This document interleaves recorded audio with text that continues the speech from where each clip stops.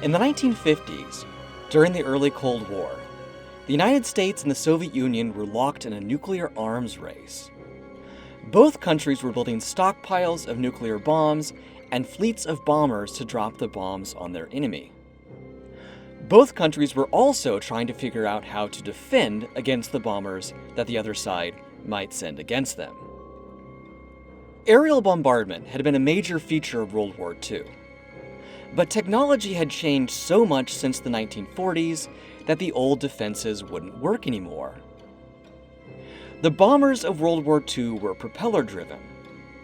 To counter them, defending forces had used anti-aircraft artillery, which shot shells high into the sky with timed fuses that would explode at about the altitude that the planes were flying. By the 1950s, bombers were jet-powered and higher flying than they had been during the war. Anti-aircraft artillery was no longer effective against these new bombers. So defending forces had to develop a new defensive weapon, the guided surface-to-air missile. Although more expensive than a single artillery round, surface-to-air missiles were far more effective because they were powered and guided in flight to reach a precise point in the sky before exploding. In the United States, the Army deployed surface-to-air missiles called Nike to protect cities and other strategic areas. Bell Labs began development of the Nike missile in 1945. Douglas Aircraft Company designed the missile itself and supporting equipment, while Bell Labs did the technically more demanding work of developing the M33 electronic guidance system. By 1947, prototype Nike missiles were flying at White Sands Missile Range in New Mexico. It took another 4 years for Bell to finish developing the guidance system. In its completed form, the Nike guidance system had 1.5 million parts. In 1951, a Nike missile successfully shot down a target aircraft for the first time. The target was a remote-controlled B-17 bomber left over from World War II. Despite evasive maneuvers taken by the plane in the last seconds, the missile was able to follow its target and blow up its warhead to take the plane down.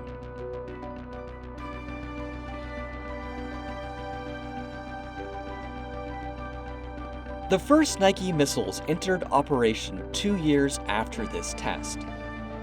These missiles were called Nike Ajax. Specifically, Nike was the first stage, a single solid fuel booster motor. Ajax was the second stage, and it was powered by liquid propellants, namely JP4 jet fuel as the fuel and red fuming nitric acid as the oxidizer. Unlike liquid oxygen, another commonly used oxidizer for liquid fuel rockets, red fuming nitric acid could be stored inside the missiles for long periods at room temperature. But it was also corrosive and dangerous to work with. Nike Ajax carried a conventional warhead that could shoot down a single enemy plane. The successor to the Nike Ajax was the Nike Hercules, which entered service in 1958. The first stage was a cluster of 4 solid boosters, and the second stage was also solid-fueled. It carried a small nuclear warhead, which was intended to destroy multiple enemy planes at once. It had a range of 87 miles, compared with only 37 miles for the Nike Ajax. Unlike the anti-aircraft guns of World War II, the Nike missiles were never used in combat. Missiles were test-launched during development, and then every missile crew launched 1 missile for practice each year. But the missiles never had to shoot down an actual enemy plane. Would they have worked? Probably. Would they have been able to shoot down every single Soviet bomber? Well, probably not. But in the strategic environment of the Cold War, whether or not the missiles actually worked was beside the point. What mattered was that the Soviets knew that they were there, and were ready to be fired at any Soviet bombers that came their way.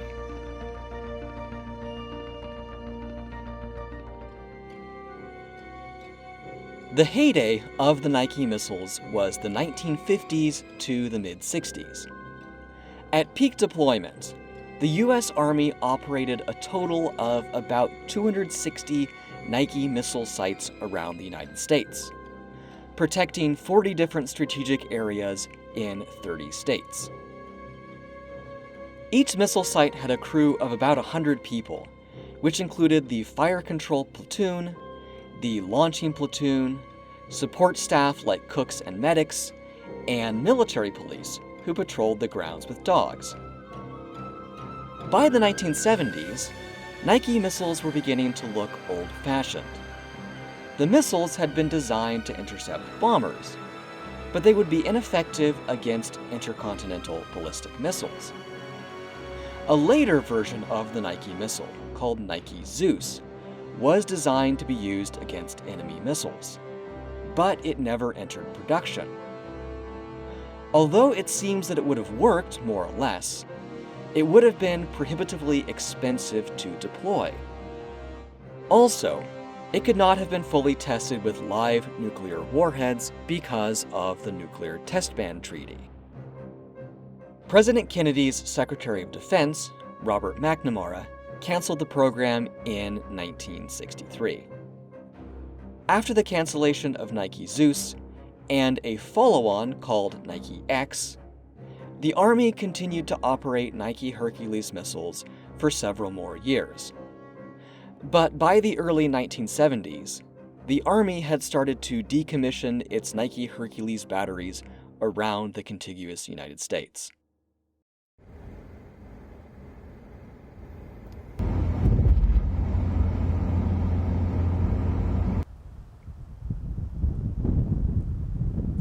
I am at Golden Gate National Recreation Area in the Marin Headlands north of San Francisco.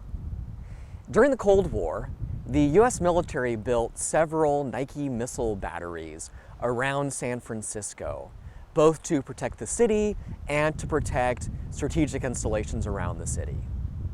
These missile batteries are all decommissioned now, but the National Park Service has restored one of them and now runs tours through it. Let's go take a look.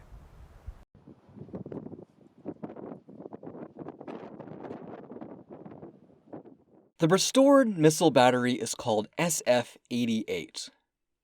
Originally activated in 1955, it was one of 12 Nike Ajax missile batteries that formed a protective ring around San Francisco. Not all of the Ajax batteries around San Francisco were converted to Hercules batteries, but SF-88 was one of the ones that was. SF-88 remained operational until 1974, after which it was turned over to the National Park Service. SF-88 used to have 3 separate facilities: the launching area, the command area, and the administrative or housing area. The launching area is what is preserved here and is now open for tours. The administrative area is just up the road from here. It is now used as a YMCA. The command area was farther away, on top of a hill to the north called Wolf Ridge or Hill 88. This area hasn't really been preserved, but the command trailers and some of the smaller radar antennas have been moved down next to the launch area for easy access by visitors. After entering the main gate of the missile site, the first thing you see is the Missile Assembly and Test Building. This is where the missile second stages were assembled after being delivered in pieces from the factory. Assembly mainly entailed installing the fins. Once the second stages were assembled, they were tested. The missile systems were put through their paces electronically without actually flying. A Hercules upper stage is on display in the assembly and test building, as if it is getting checked out after assembly. The nearby generator building used to house several diesel generators to provide power to the site whenever grid power was disconnected. The building is now set up as a little museum, which places the Nike missiles in the context of the Cold War. This garage-looking building is the warheading building, where the Nike Hercules missiles were loaded with their nuclear warheads once they were delivered to the site. The warheads came in big shipping containers like this, which reportedly were very much sought after by local farmers after the Army was done with them. Just outside of the warheading building is the fueling area, where Nike Ajax missiles would be loaded with JP4 and corrosive red fuming nitric acid before SF-88 was converted to the Hercules. This area was separated from other structures on the site by earthen berms to contain a possible explosion. Fueling and arming were the most dangerous tasks that crews had to do on the Nike missiles. In 1958, a Nike Ajax blew up when it was getting a new arming mechanism installed at a battery in New Jersey. It caused 7 other missiles nearby to blow up as well. 10 people were killed and 2 seriously wounded in the explosion. Near the warheading building are 2 trailers and 2 small radar antennas from Integrated Fire Control. This equipment used to be on top of Wolf Ridge, but it is down here now for easy access. The rectangular antenna is the LOPAR, Low Power Acquisition Radar, which located incoming targets. There were actually 3 different ball-shaped antennas like this one, which looked the same as each other but had different functions. The target tracking radar tracked the angular location of the incoming target relative to the command station. The target ranging radar tracked the target's range, and the missile tracking radar tracked the missile in flight and sent guidance commands up to it. In addition to these, there was also the HIPAR, High Power Acquisition Radar, which was housed inside a big geodesic dome on top of Wolf Ridge. The radar antenna is gone now, and the dome has been demolished. The 2 trailers have different functions as well. This one is the tracking station trailer, where radar operators would track the location of advancing enemy bombers on big scopes. The other trailer is the director station trailer, where the battery control officer commanded the launch and flight of the missiles. The director station trailer also housed the 2 computers of the M33 control system, which guided the rockets in flight. This is the system that Bell Labs spent 6 years developing and ended up having 1.5 million parts. One of the computers was an analog electronic computer, with loads of individual components mounted inside a cabinet. The other one was a mechanical computer, with giant gears that could be used for performing mathematical operations. The mechanical computer was used for multiplication and division, which the electronic computer couldn't do very well. The innermost part of the missile site is the launcher area. The missiles were stored in an underground magazine. Crews who worked on the missiles were nicknamed moles because they spent so much time underground. Each magazine could hold 6 Nike Hercules missiles. There were 2 magazines and launching areas at SF-88, but only this one has been restored. The missiles were stored on wheeled racks that could move along rails that ran the length of the magazine. A very utilitarian elevator at the center of the battery lifted 1 missile at a time up to the launch level.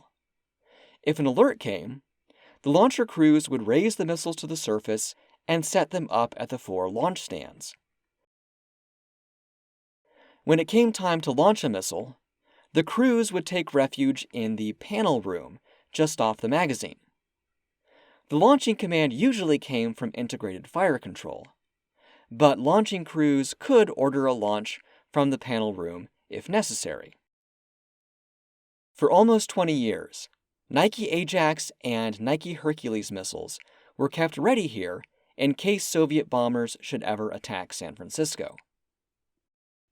SF-88 was just one part of a huge network of Nike missile sites across the United States and beyond. I'm glad that the Park Service has preserved this site as a reminder of some of the tensest years of the Cold War. So that's what a Nike missile battery looks like. I hope you enjoyed the tour. This is Willie Logan in Golden Gate National Recreation Area, signing off.